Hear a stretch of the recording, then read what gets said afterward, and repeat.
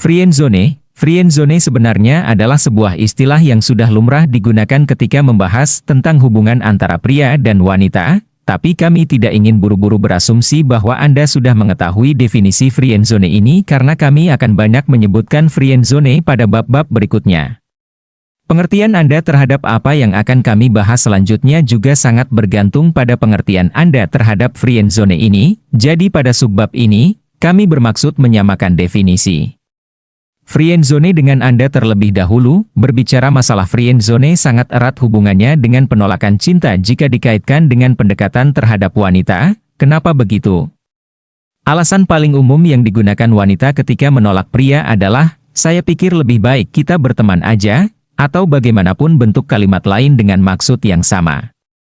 Ketika wanita menolak dengan alasan ini, terdapat dua kemungkinan. Satu, wanita tersebut menggunakan pertemanan sebagai alasan penolakan yang halus. Dua, atau Anda memang benar-benar terjebak dalam friendzone. Sebelum kita masuk ke dalam pembahasan yang lebih serius mengenai formula cinta, ada baiknya kita telaah dulu apa sebenarnya friendzone ini. Pada bab sebelumnya mengenai peran gender telah kami jelaskan bahwa seorang pria berdasarkan peran gendernya lebih banyak menggunakan sudut pandang. Logikanya, inilah juga kenapa pria lebih cenderung mudah jatuh cinta. Pada dasarnya wajah yang cantik dan tubuh yang proporsional adalah alasan yang sudah cukup logis bagi pria untuk jatuh cinta kepada seorang wanita. Bukankah begitu? Nah, sedangkan wanita berdasarkan peran gendernya lebih banyak menggunakan perasaan dan emosinya ketimbang logika, ini yang membuat cara wanita memilih pasangan terkadang sedikit membingungkan bagi kebanyakan pria. Ini karena wanita tidak serta-merta jatuh cinta terhadap seorang pria dengan wajah yang ganteng dan tubuh yang proporsional. Wanita memilih pria dengan menggunakan emosi dan perasaannya. Ini adalah sebuah mekanisme alam yang adil, karena jika wanita juga memilih pria berdasarkan logikanya, mungkin kebanyakan pria akan mati jomblo sementara sebagian kecil pria akan yang ganteng akan memiliki puluhan istri, tapi mekanisme ini juga bisa menjadi sebuah masalah kecil bagi pria yang tidak mengerti cara berurusan dengan perasaan wanita. Wanita hanya jatuh cinta kepada pria ketika perasaannya mengatakan bahwa ia mencintai pria tersebut, ketika seorang pria, dengan alasan apapun, gagal membuat seorang wanita merasakan cinta, pria tersebut akan dibuang ke dalam friendzone. Friendzone adalah kondisi di mana Anda hanya dianggap sebagai seorang teman, tidak lebih. Lalu apa masalahnya jika sang target menganggap Anda seorang teman? Bukankah Anda bisa membuatnya jatuh cinta dalam pertemanan tersebut dan merubah status Anda dari teman menjadi pacar? Itu bisa saja terjadi pada pria memang, tapi tidak semudah itu terjadi pada wanita. Wanita memiliki perasaan yang jelas dan tegas mengenai teman dan pacar. Bagi mereka, pacar bukanlah teman dan teman bukanlah pacar. Teman adalah pria yang membuatnya merasa nyaman tapi pacar adalah pria yang membuatnya jatuh cinta. Teman adalah pria yang bisa selalu dijadikan tempat curhat mengenai pacarnya, sementara pacar tidak harus selalu menjadi pria yang dijadikan tempat curhat mengenai teman prianya. Perbedaannya sangat jelaskan. Perbedaan yang tegas ini membuat seorang pria akan sangat sulit keluar ketika sudah masuk ke dalam friendzone. Ketika dalam pendekatan Anda kepada seorang wanita Anda terjebak ke dalam friendzone. Satu-satunya cara untuk keluar adalah dengan menjadikan diri Anda sebagai pria yang bukan lagi temannya, tapi ketika Anda keluar dari friendzone secara paksa seperti ini, besar kemungkinan Anda berakhir sebagai musuh. Semakin kecillah kemungkinan Anda untuk memenangkan hati wanita tersebut. Lalu kenapa banyak sekali pria yang terjebak dalam friendzone ketika melakukan pendekatan dengan seorang wanita?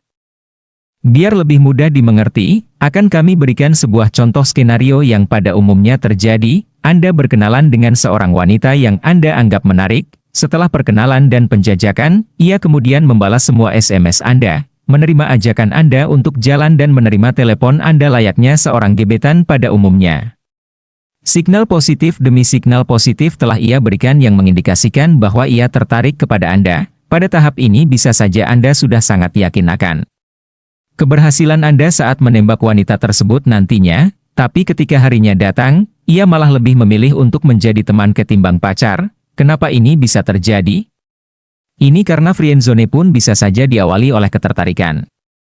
Hal inilah yang pada umumnya membuat pria salah kaprah. Banyak pria yang tidak menyadari hal ini dan mengira bahwa ketertarikan awal seorang wanita kepadanya adalah benih-benih cinta. Ini salah besar. ketertarikan awal seorang wanita kepada pria sebenarnya tidak lebih dari sekedar rasa penasaran saja.